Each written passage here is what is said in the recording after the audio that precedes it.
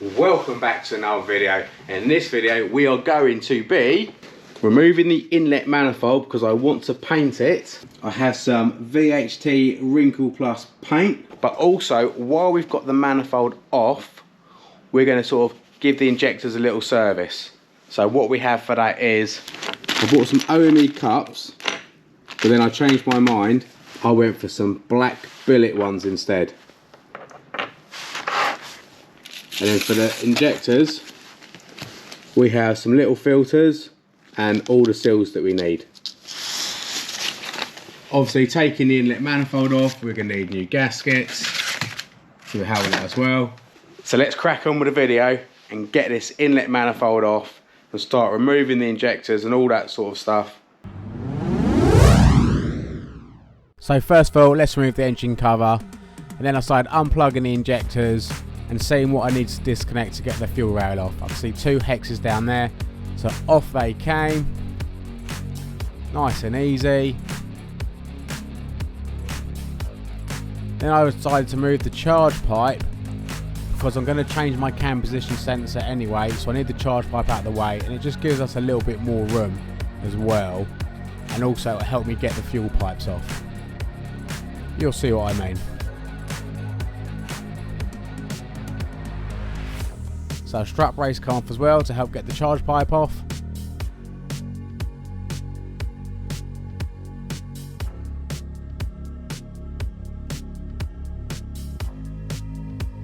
And that's charge pipe out of the way. So that is where I disconnected my fuel lines from. I literally just pressed the push connectors and pulled it out. So now you can see the inlet manifold and the cups. So we need to remove this plastic cover off, which you know there's two screws on top, are going to be battered. So we have the other hex underneath. And I removed this hose and started loosening the Jubilee on the intake hose as well. Got that bracket nice and loose. So I just put some rags in the inlet manifold to stop anything from falling into the engine. And also looked around for anything that's going to stop it from pulling out and unplugged any connector which will be in the way and stopping us from pulling off this inlet manifold. As you can see, I've already removed all the bolts from the manifold, and there's another little bolt under here, so don't forget that one. So I just started blowing around the inlet with an air line to get any loose bits out the way that would fall into the engine otherwise. And then looking for anything else that was stopping the manifold from coming off, and found this.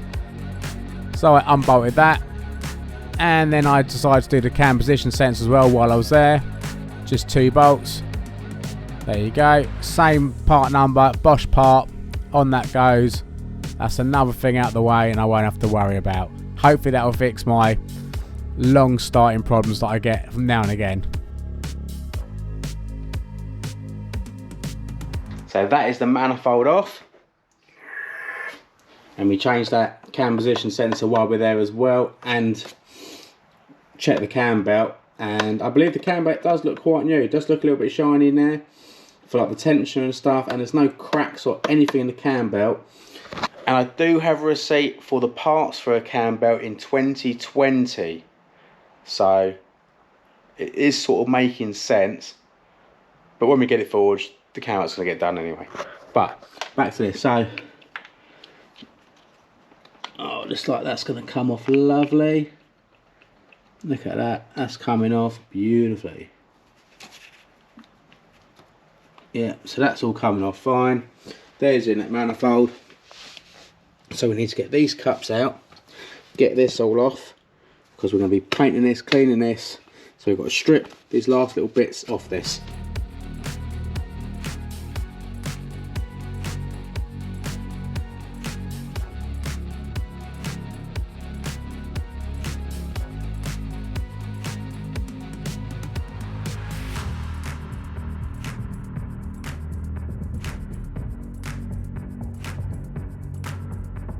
Right, it's time to remove the cups. Apparently these are sealed in and they can be an absolute pain to get out. So 20mm hex, off we go, let's do it.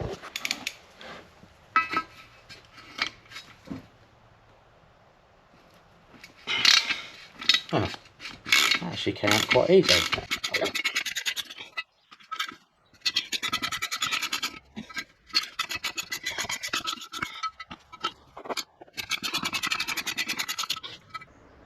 These come out well easy. I don't know what everyone's going on about. These literally just come out without too much force, to be honest with you. They flew out. Alright, back on to cleaning the manifold up. I'll see you when that's all cleaned. With the manifold all cleaned, taped up, wire brushed, everything, old glue out of where the old cups were, it was now time to start spraying. So first of all, I heated up the metal because it just always helps the paint stick to it when it's a little bit warmer, and it was quite a cold day. So on with the VHT paint to give it the wrinkle finish. So a few coats of that.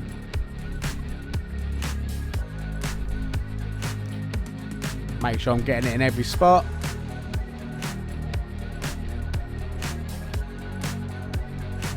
So it's gone sort of like quite a glossy sort of finish, but that will go once we start heating it up.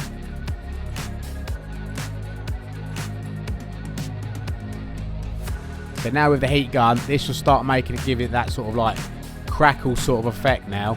It definitely helps this. I mean, you can let it air dry, but I don't think the finish will be as good, and it will take quite a long time. This does give it a lot better finish. So you see it's starting to crack already. So loads more in the heat.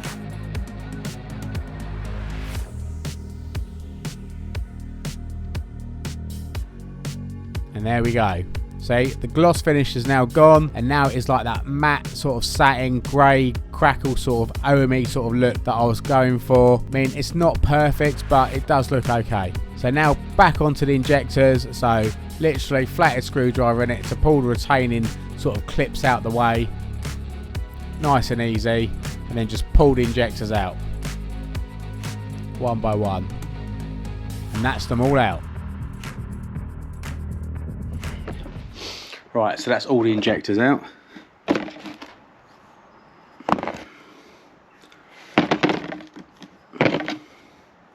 So now I've cleaned all the injectors up, so we need to remove this seal, and remove this basket filter from this end.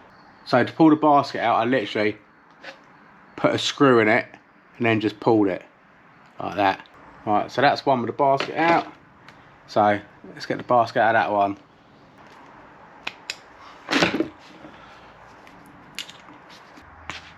There we go, basket out. Now let's get the baskets out of the other 3 injectors.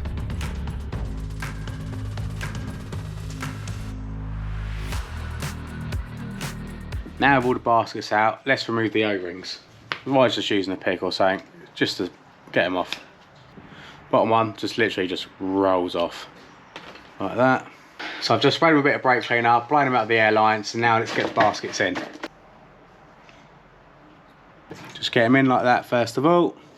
See, it's not in yet, it will do, just want to get the baskets in. So now I just use my little vise with a couple of bits of cardboard so I don't damage the injector, just to push the baskets in so they go in all nice and square.